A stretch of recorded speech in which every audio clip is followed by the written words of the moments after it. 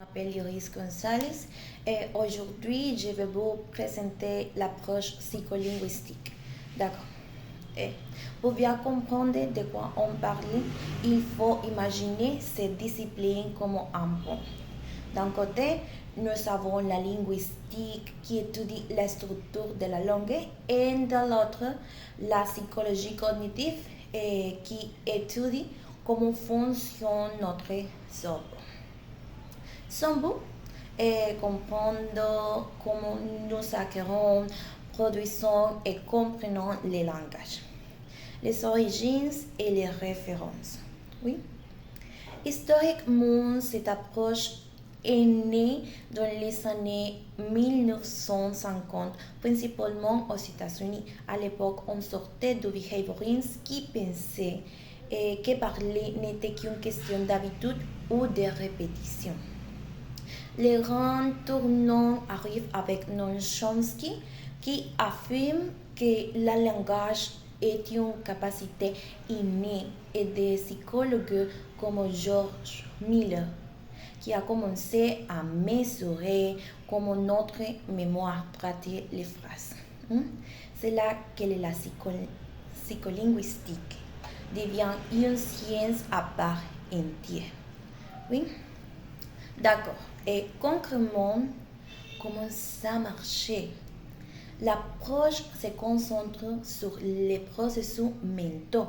Par exemple, quand on parlait de la lecture ou de la production écrite, la psycholinguistique nous dit que nous ne sommes pas des robots.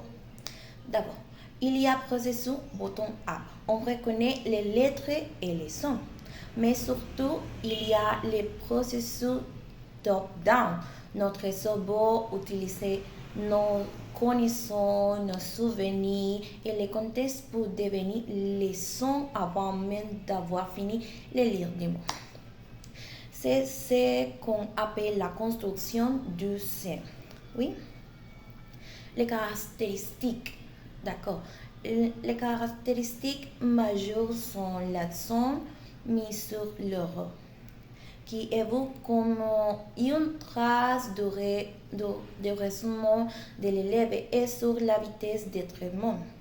Aujourd'hui, on utilise cette approche partout pour enseigner les langues étrangères plus efficacement, pour traiter des troubles comme la dyslexie et l'orthophonie, ou même pour développer les algorithmes d'intelligence artificielle.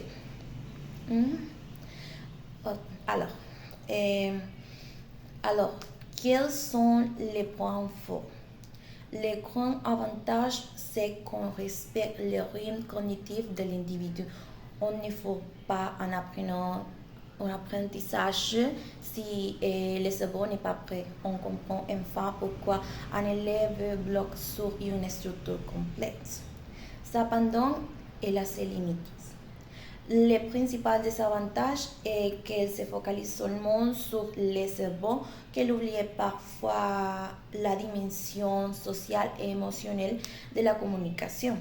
On étudie les locuteurs comme un processus de données, parfois en oubliant l'interaction humaine. Et pour conclure, l'approche psycholinguistique a transformé l'enseignement. Elle nous a appris que la langue n'est pas qu'un dictionnaire de mots, mais une activité mentale complexe et fascinante. Comprendre ce qui se passe dans le boîte noire de l'apprenant, c'est la clé pour mieux transmettre. Merci de m'avoir écouté. Au revoir.